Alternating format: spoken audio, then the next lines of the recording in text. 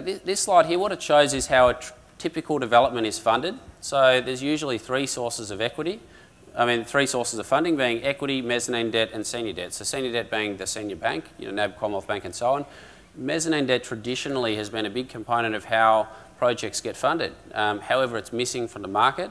And then equity. So equity is usually the developer's equity. So that developer, he or her, has acquired a piece of land and will contribute that land and some other contribution to the project.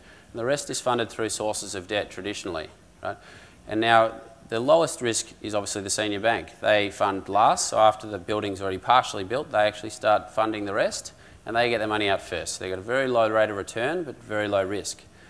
The mezzanine debt's sort of somewhere in between debt and equity. So I'd think of it like a hybrid in a listed market where it's got, it's got features of both debt and equity, but the rate of return is much, much higher. So traditionally, mezzanine's been lent at quite high LVRs, which meant loan-to-value ratio, so a lot riskier than it is today, and at lower rates of return. Because of this shortage of capital, what we're seeing is mezzanine's become more expensive, and it's a much lower LVR than it was previously. So it's created a lot of opportunities.